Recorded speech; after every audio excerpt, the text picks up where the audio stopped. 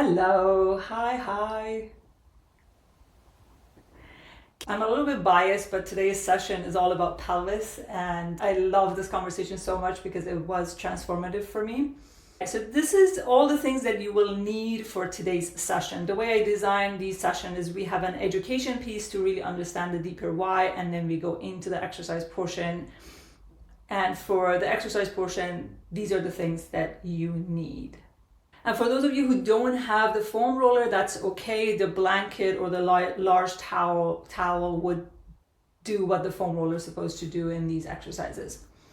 I'm going to give about a minute of grace moment for everybody arriving in the space, getting ready, grabbing the last minute things so you can be fully present in the space as we're diving in. And while we're waiting, let me know which number you associate with among these postures. Number 1 is the stack posture that you will see me cue a lot today, and I've discussed that a lot in the past few weeks. That is a posture that our diaphragm is in communication with our pelvic floor, and we have that stable core to move around easily and effortlessly. So my name is Hedi Shah, for those of you who are new to the space.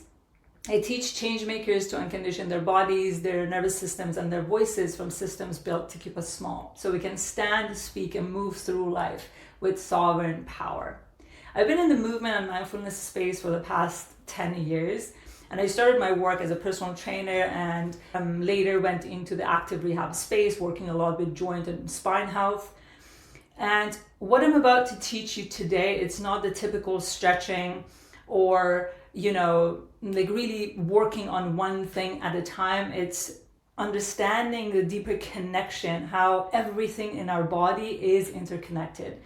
And even though we intellectually might understand this, but for me, at least after this past 10 years, I'm still amazed at how much things are interconnected and we don't realize this. Even though today in particular, I'm talking about pelvis and a little bit of hip movement, but that's not separate from the conversation of diaphragm and rib cage that we covered last week. We still will be talking a little bit about the breathing to bring all of that together, but mainly we're going to be talking about our pelvis stability today. For so many of us are used to giving me that quick fix, tell me what it is that I should be doing. But really this work is about understanding why in the first place, and why it's important for us to have a stable pelvis. And obviously, like whatever we have in our body, they meant to work in a way that gives us the strength and the movement that we need to move forward in our life. And I feel like sometimes I need to state the obvious, but so often because of trauma, because of our lifestyle, because of so many different factors, we lose that ability to really get the things moving in the way they're supposed to move. And there's that psycho-spiritual aspects of it, but today really I'm diving into the biomechanical aspects of things.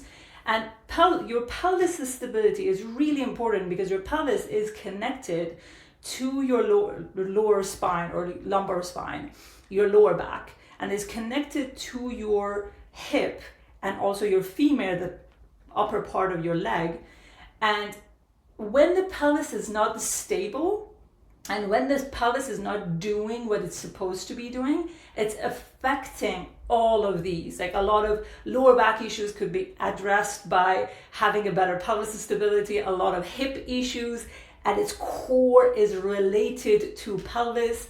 And I can give you all the hip exercises, but if the pelvis is unstable, we're not making the progress that we would make if we were really understanding how everything is interconnected. And the other important thing is how our pelvis moves is very much interconnected to our footing and how we touch the ground and how we experience safety in our constant communication with gravity and how we orient ourselves in the space.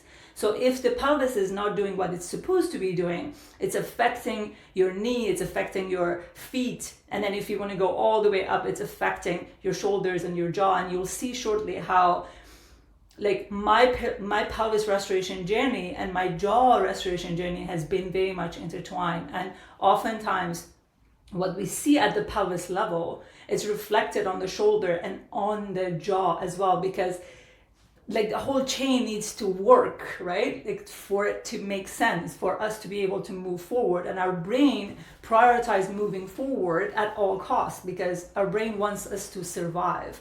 How is not as important, especially when we have issues like injuries, pain, and all of that stuff. Survival becomes the priority. So the first thing that is really important to understand is how our pelvis is supposed to move. And this is where you're sort of like exploring your body. You're assessing yourself. And this is not a judgment exercise. It's very much understanding what is moving, what is not moving. And then if we have time at the end, because we have more exercises today lined up for you. So if we have time at the end, you can do these assessments again and see if anything improved. But if you don't have time for that, you can do that yourself and seeing how you feel. And the intention behind all that I created for you is at the end of the day, you feel a lot freer in your pelvis and feeling better and more mobile, and your communication with the ground will improve after today. Hence, we need the wall space for the exercises.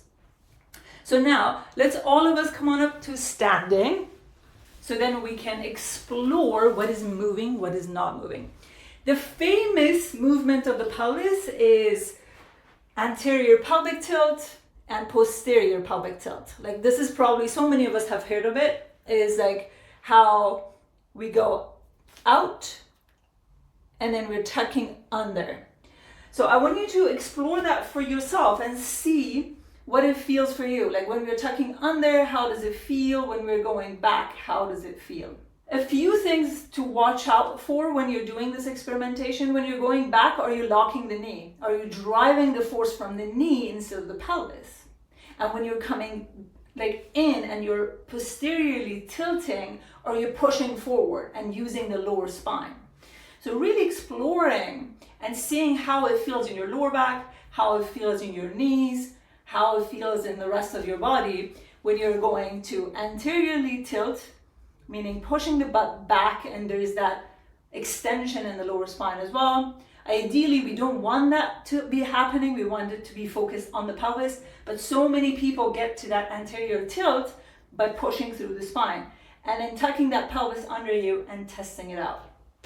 So see how it feels.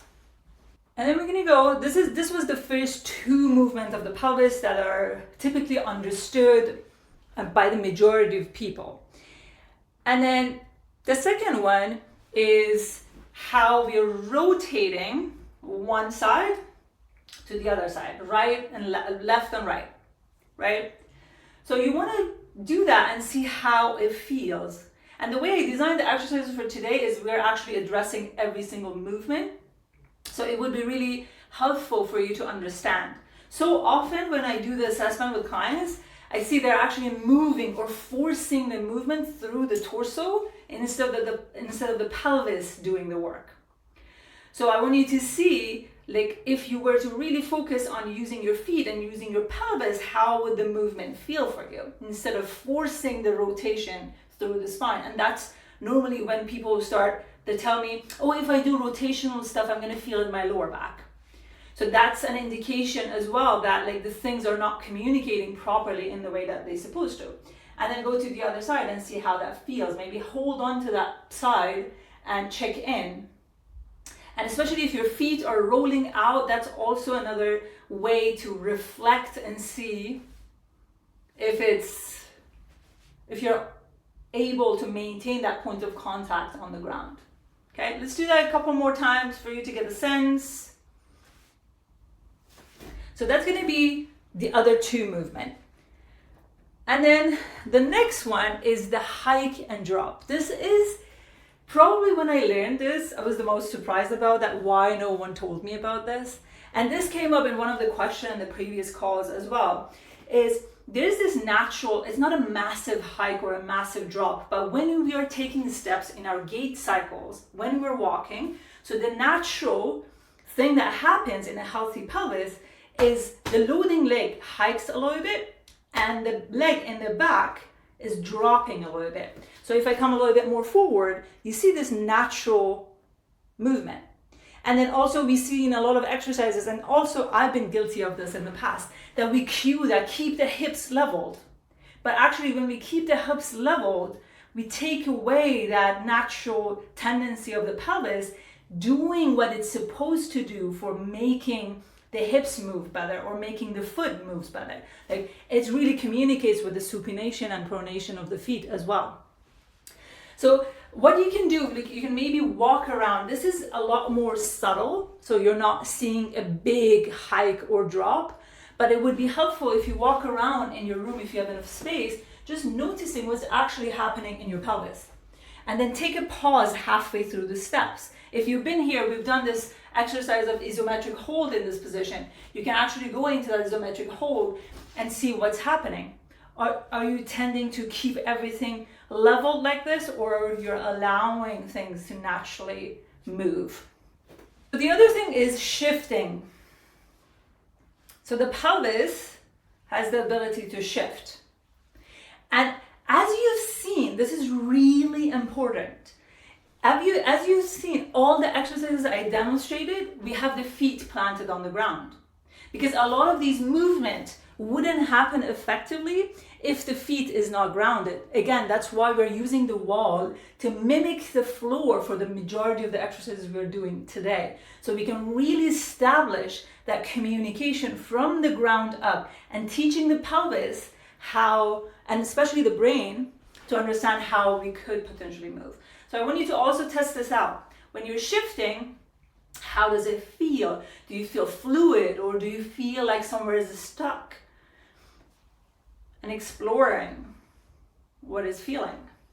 Now we're gonna move on to the next exercise. This is the assessment you want to capture in your head when we're doing this assessment. So our body, our brain constantly look for a center, right? And this center can change, and how we orient ourselves in this space and in our relationship with this space can change. Let's say, like, if you have an ankle injury as an example, and you don't want to load that ankle because you feel scared of that load on that ankle. So what the body and the brain does, it's orients itself on the other side. So then our center, even though you might think that you're centered, that center slightly adjusts over time. And then sometimes this adjustment goes too far that we lose the center that is efficient, that is optimal for us. We're going to go deeper into this. But for now, I know whenever I ask people to do a self-reflection, they try to get into this perfect posture and do the assessment. But for this particular exercise, I actually want you to be as relaxed as possible so you can really identify the natural center for you. And maybe move around, maybe move your body, maybe look around for a second, and then pause. You can soften your gaze if you need that. And check it in and notice which foot you feel more. Do you feel more weight on the front of the foot or the back of the foot? Or sometimes we feel one foot more in the front and the other foot more in the back. So test out, what is it? What is your relationship with the center? Like, where do you feel it on your foot? How do you weight manage in your body? Again, this is not about finding all the things that are wrong about you or wrong about your body. It's really getting into a headspace of curiosity. So now I want to see in the comment section, where did you feel the most? Did you feel the front of the foot, the back of the foot? Was it different left to right? Or did you feel more the middle of the foot? What was your experience? Let me know in the comment section. So I think one thing is which side you're carrying more weight. The other thing is which part of your foot you're carrying more weight. Is it like more in the front or is it more in the back? So I think that's one conversation. But then the other conversation is which part of your foot you're feeling more. In my experience, personal experience, I was very much, if you see, like literally my body is shifted into the right side. And also I have this slight twist, like on the left side, my hip was twisting towards the right side. So then my experience of how I was carrying weight, like in Laurette's example, for example, I probably was loading a lot more than 60% on the right side. I was carrying a lot more weight on the right side of my body. But what happened is my pelvis was also tilting. So literally one side I was more on the front of my foot, the other side I was more on the back of my foot. So I felt more on the back of the foot on the right side and more on the front on the left side.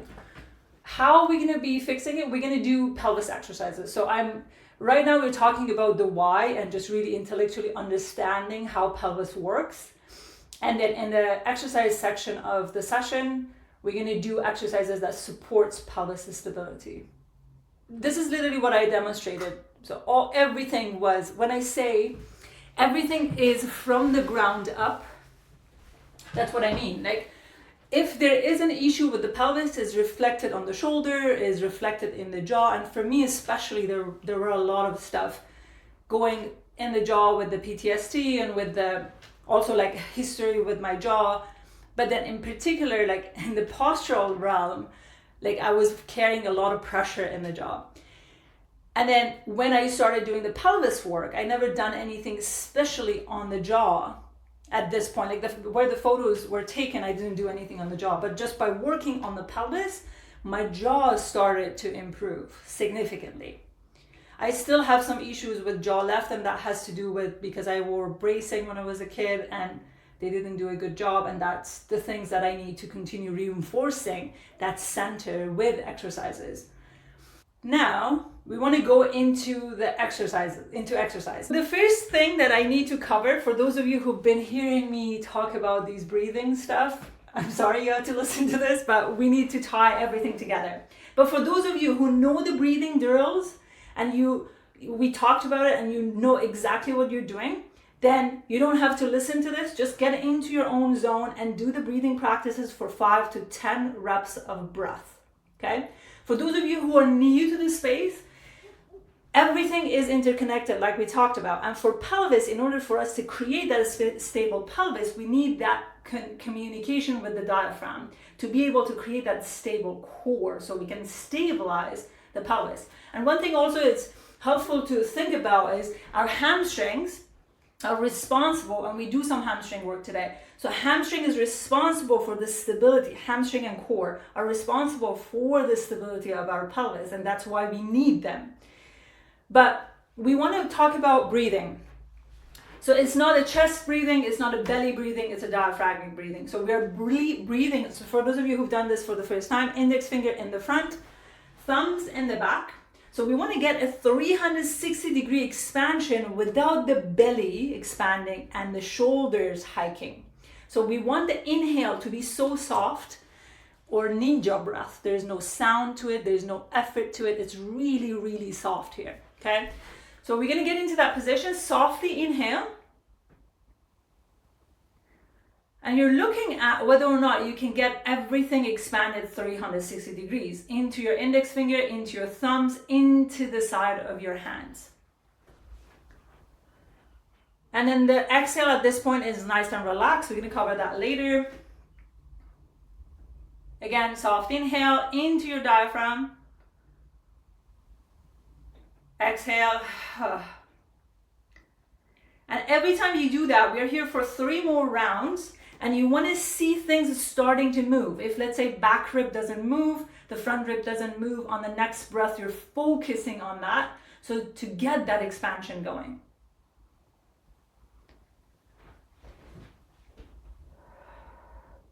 And again, if you're the first time joining in and there might be too many elements that you feel like you need to be focusing, it might be overwhelming, that's okay. Just trust the process and follow what you can. Still, you will benefit from this exercise. Okay, so let's do 2 more. Nice, relax, exhale out. And can you take the effort out of that breath? And for those of you who are used to belly breathing, this can be a little bit hard for you, but that's okay. It's not the end of the world if you get some air into the belly, but down the road, we want to minimize that.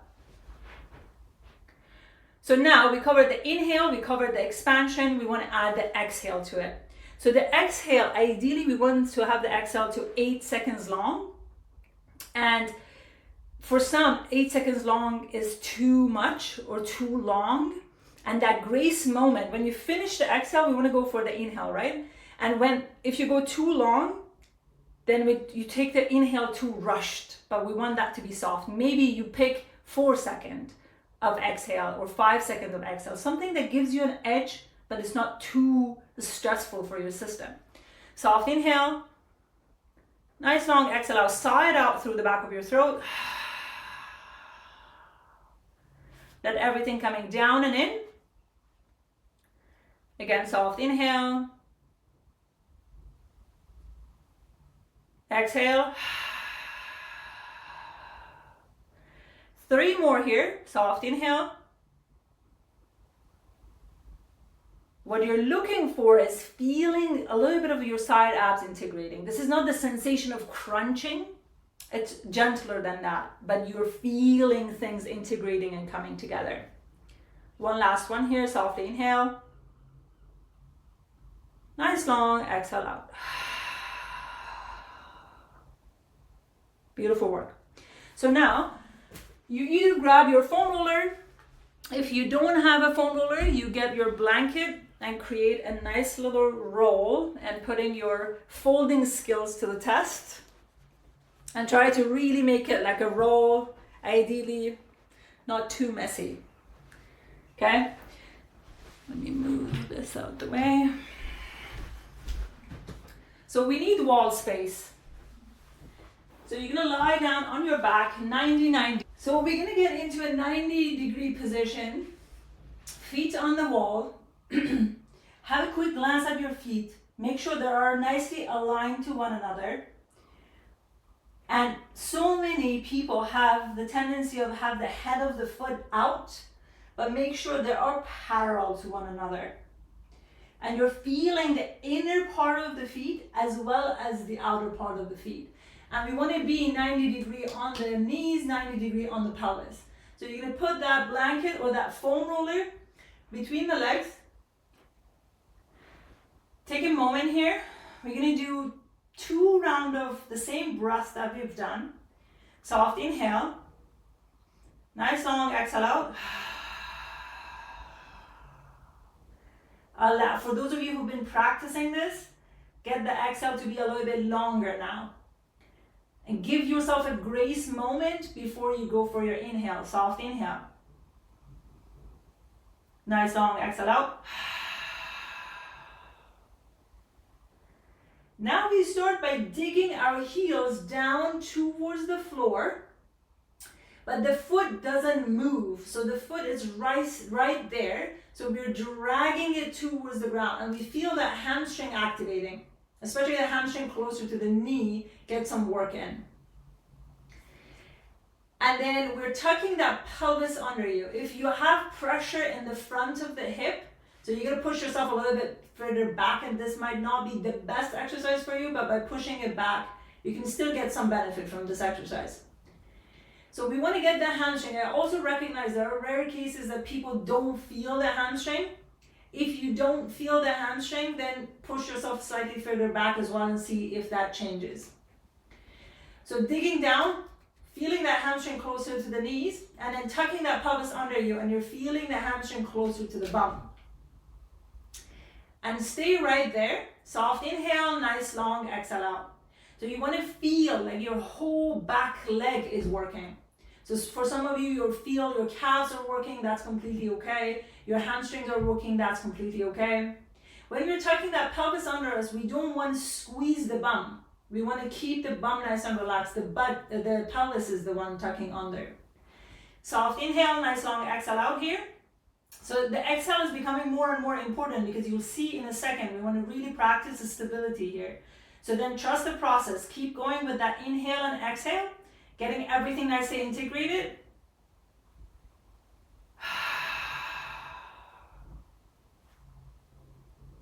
Another soft inhale here. Nice long exhale out.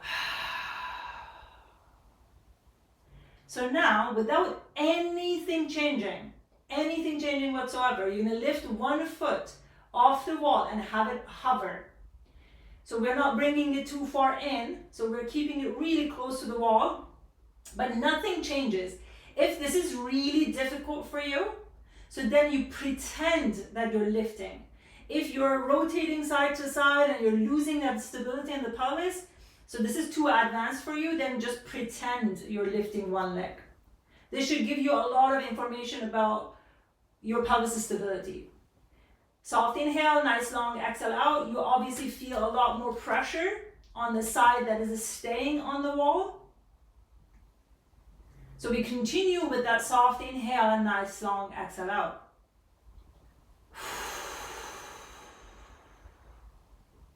Again, you want to get the exhale to be long enough that you feel your side abs integrating. One more here, soft inhale.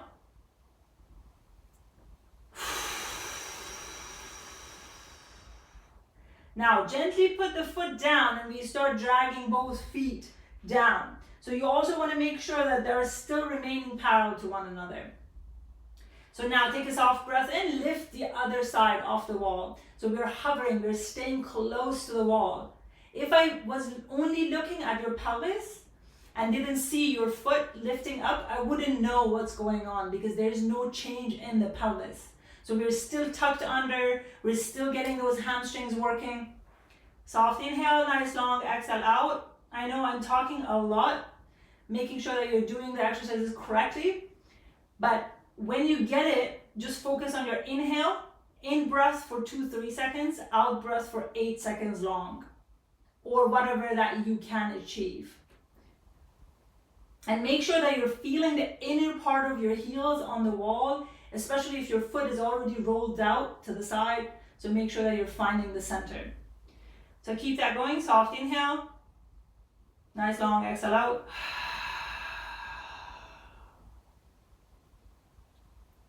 One more.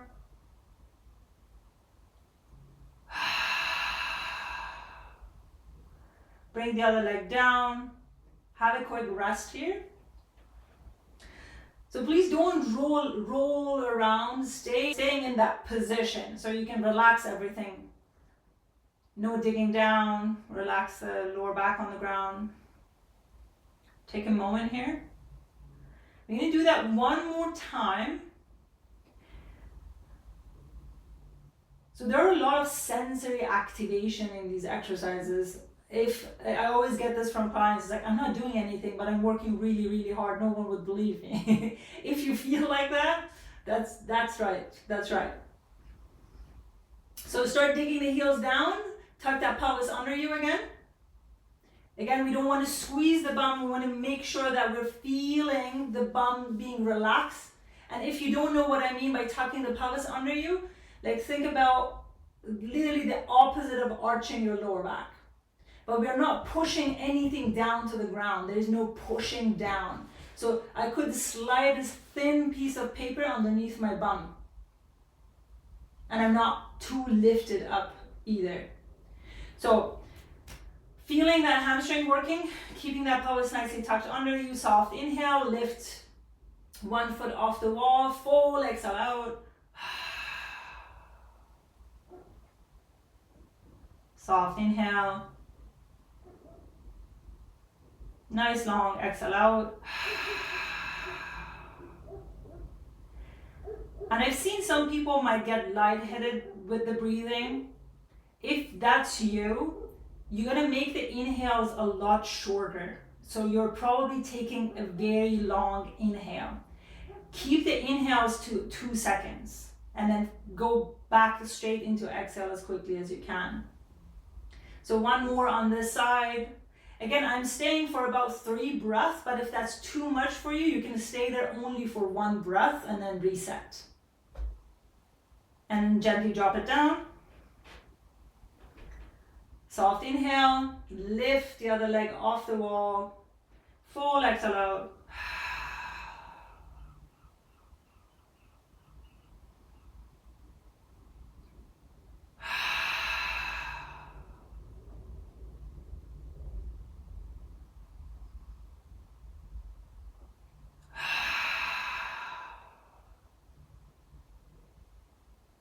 Gently drop it down and rest. Make sure that if you can check and make sure you're still at 90 degrees, because when sometimes when people just start doing this work, they start pushing the ground away instead of pushing down. And by ground, I mean the wall. So make sure that you're still in that 90-degree position. So for those of you who the previous exercise was really hard, this, what I'm about to teach, is the progression of this exercise, so you can stick to the previous version if this is too difficult for you. And for those of you that you feel really unstable, one leg shakes a lot when it has to push. Shaking is not necessarily a bad thing, it's just your brain creating that connection. If it doesn't feel stressful for you, it's okay to stay with it, but if it doesn't feel good and it feels stressful, then you can always keep it shorter, or I'm responding to a comment that said one leg shakes a lot when it has to push. And yeah, so if it feels okay, it's just the shaking, stay with it. It's just your brain really establishing that connection again. But if it doesn't feel good, you can take a reset, make it shorter, a lot shorter. So now, back to the 90-90 again. So digging down on the foot, tucking that pelvis under you. Like I said, you can stick with the previous exercise, or we're going to progress it one level, but we're not going to be here for that long, okay? Soft inhale. This time you're going to lift one leg up towards the ceiling. The same thing, nothing should change on the pelvis front. Still, we're keeping everything stable through the support of the other hamstring. And the opposite arm is reaching up towards the ceiling. Soft inhale here, nice long exhale out. For example, for if you're feeling the shake, probably I would stick with the previous exercise and really get comfortable with that exercise, and then you progress to that. And this is not about doing more, because it's a sensory experience. Actually, the safer you feel, the more you're going to get out of these exercises. Soft inhale, nice long exhale out. And if your head rotates to one side, bring it to the center. So we're creating that nice reach. There's that sliding of the shoulder blade to the side. If your shoulders are sensitive, you can keep it lower down. But if you're okay, you can keep it up. Soft inhale, nice long exhale out. I know I say we're here only for a brief session, but then brief hold, but then I keep talking and then we're there for 3 breaths. So start digging the heels again. So we're gonna go to the other side. The opposite arm is reaching. Soft inhale, nice long exhale out. We're here only for 1 or 2 rounds of breath. Feeling everything being stabilized through the other pelvis. Through the other hamstring, the other leg. Full exhale out. Slowly dropping it down. Let go, relax. Now we want to go into a 90-90 position, but on the side. So you won't need anything for this, only just lying down on the side. I'll show it from this angle. You might have a better view here. So if you're also like, you could see me first to really get the exercise and then get into this position. So we want to have 90 degree on the pelvis, 90 degree on the knees. And what we need is making sure, like so often people are here on the upper body, but we actually want to be stacked, you know, like ribs right over the pelvis. And also keeping that pelvis nicely tucked under. This is really important because so many times people are more used to using their lower spine for faking pelvis movement, but we need to keep that spine nicely tucked under, so we make sure that we're not overusing the lower spine and we're only using the pelvis here. So if you're watching, so make sure that you're looking at my knee. The top knee is the working knee. So the front knee is going forward and then pushing back. And we're going to keep that going forward and back. So my foot, both of my feet are nicely planted on the wall. I know this can be really difficult for some of you. Even getting in this position can be difficult, and you might be using the bottom leg more. And remember, obviously there might be some pressure on the bottom leg, that's okay, some, but if you only feel the bottom leg, that's also an information for you to reflect on. So what we're going to do is moving the knee forward and back, forward and back. And I cannot emphasize enough how important it is to have that pelvis tucked under you. So when we get the rhythm going, so you're gonna have the top arm in the front and pushing the ground away from you. So I don't put this here because it's gonna obstruct your view, but this is what we're looking at. So I'm pushing the ground and moving the middle of my chest away from my hand. So I'm keeping a nice stacked body position throughout. And both of my feet are staying nice and planted. So get into that position, and then we're gonna keep that going. Forward and back, forward and back. So it doesn't have to be necessarily slow. You can bring a little bit more motion. So your side butt is gonna be cooking really nicely. You're gonna feel it working a lot. So keep that going and make sure that pelvis remains tucked under. If you feel really restricted, keep it small. It doesn't have to be a big movement. Actually, it is not. It's really, really, really small. And when you get that really small motion, getting that working, then you can explore to see if you could go further without losing the essence of this exercise, which getting that side butt firing up and really getting that motion that needs to happen naturally for the femur to push into the pelvis and forward, something that happens in our walking experience. So we're here for 3, 2, last one, rest. So we're flipping to the other side, but before I do that, I want to make sure that you're getting the exercise. Yes, we're only moving one leg. The top leg is the working leg, the bottom leg is not moving. Get into that nice 90-90 position, nice and stacked. Let's keep that going. Make sure your pelvis remains nicely tucked.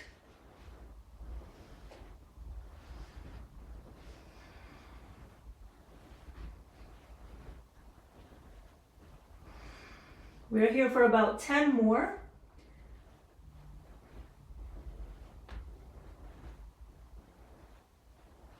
Three, 2, last one, and you can rest. Now we're coming into a kneeling position. For those of you that the kneeling position doesn't feel comfortable, you can get some blankets underneath your knees, or you could potentially do this standing as well. The painful side is weaker, yeah. So if you have pains at any of these, like if you already have an existing pain and you're doing these exercises, I cannot emphasize enough how important it is that you're staying in the pain-free range. Let's say if I'm moving my pelvis this far and I have no pain, so that's great. But if I go further and I have pain, then I need to be avoiding that. So always find a small space that you can move within. So now we're going into a kneeling position. So we want to create that nice stacked body position. So if you can, put your hands on the side like this, and think about your elbows are moving to the side. Like think about as if you're growing wings to the side. So thinking your shoulder blades are moving away from the spine. So we want to create that open back without rounding. Okay, so create that nice reach and tuck that pelvis under you again. And remember that string experience that I told you about, that string exercise is going to come in handy. For those of you who don't know what it is, imagine there's a string on top of your head pulling you up, and when you create that nice length, you can relax into it. Okay, so now we're creating those nice open back, creating that nice length in the spine, and we're not collapsing the chest either. So the chest is nice and expressed. So now I'm gonna get into this angle so you can see what we're about to do. So we're slowly moving to one direction as a unit. So you softly inhale here, fill up your whole torso, and then slowly move to one direction. You hit an edge because your butt gets fired up.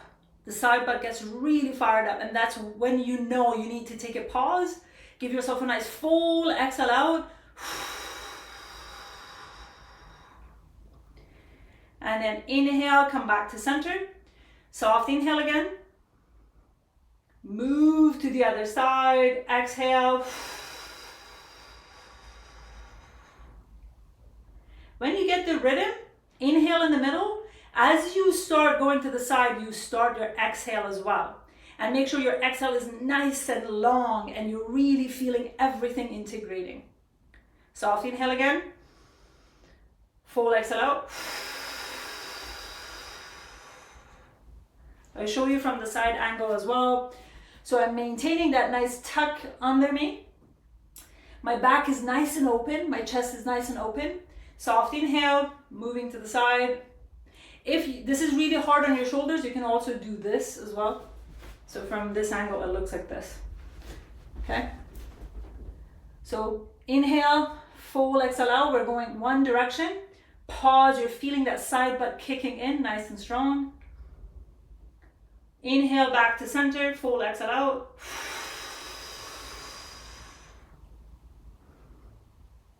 Inhale again. Full exhale out. And you can rest. So now we're going for hip cars. I also recommend you watching me do this first and then following along. Feet nicely planted on that 90-degree position again. Again, we want to have that top arm in the front, pushing the ground away so we can create that nice stacked body position.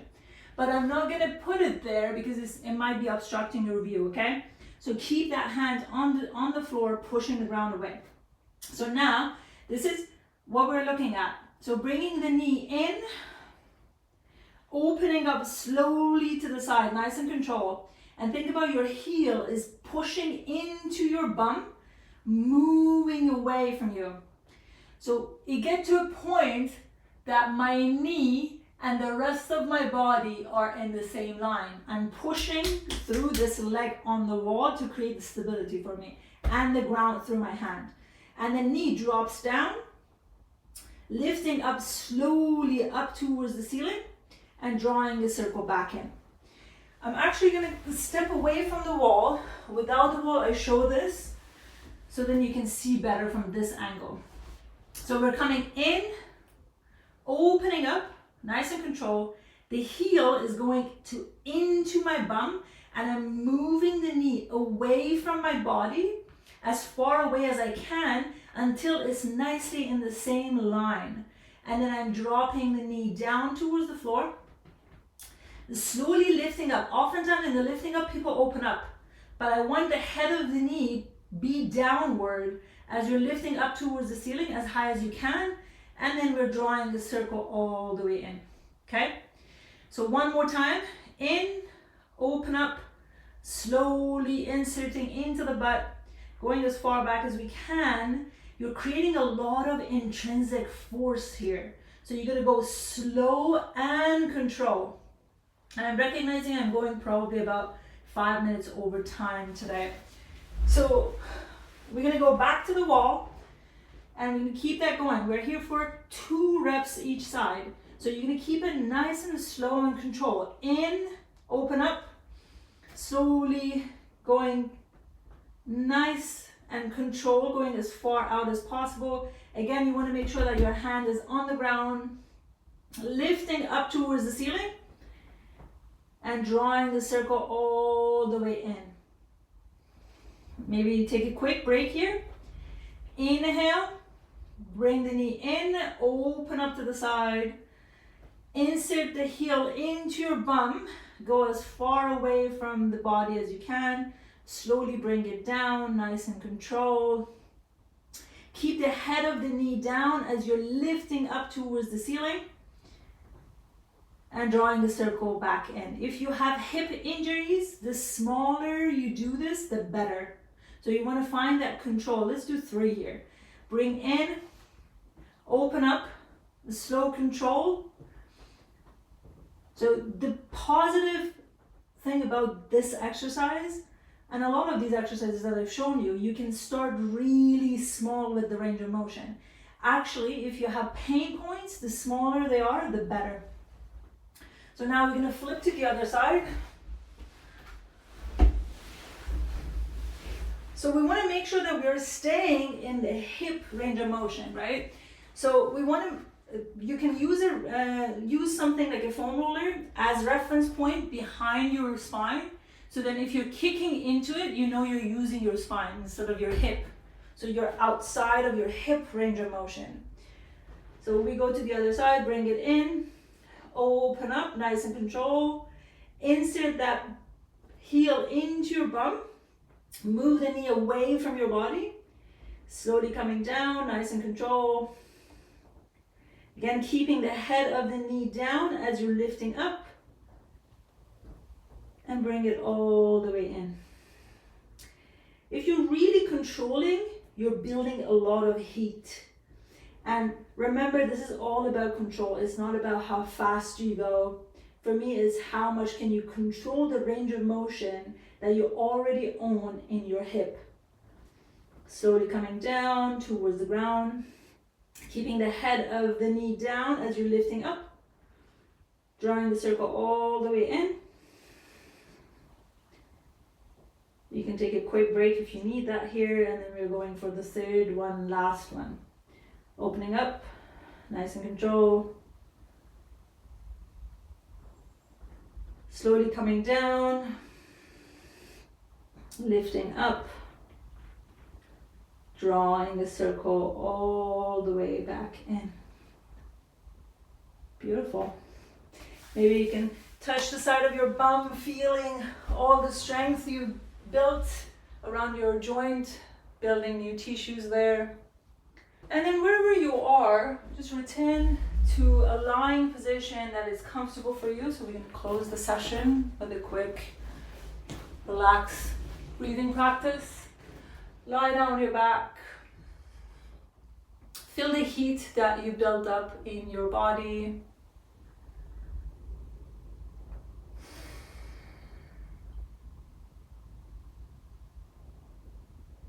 And as you inhale, feel the weight, the inhale going towards your legs and the weight of your legs going towards the ground. And as you exhale, nice and long, feeling your head moving away from the spine and feeling your spine getting a little bit taller. And allowing yourself to play with this rhythm. Inhale.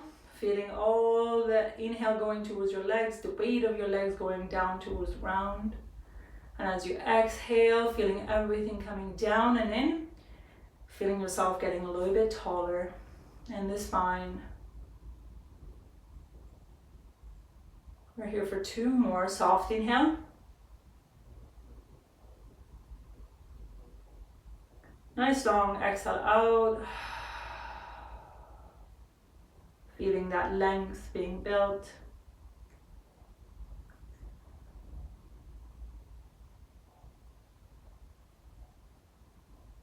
And now slowly return to normal breath. Notice the energy of the space around you. Noticing your body in the space.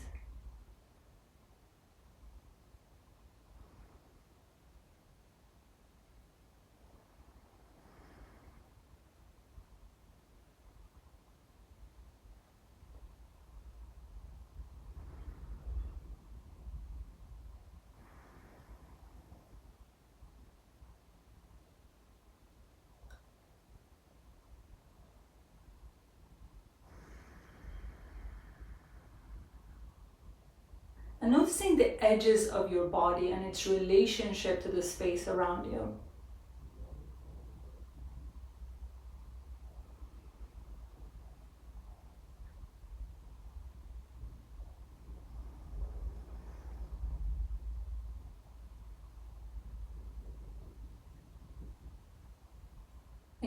allow yourself to hold your attention on your body and on the energy of the space around you at the same time.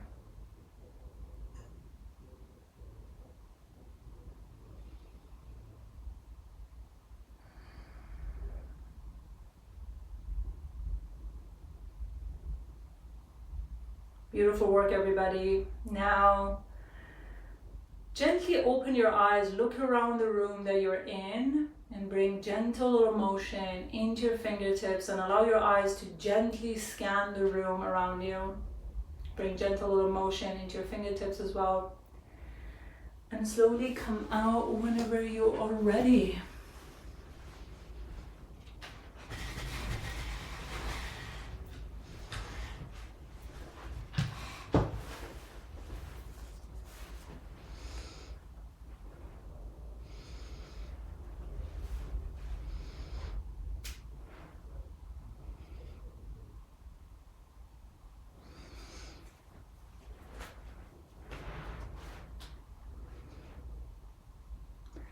So we're coming back to the space.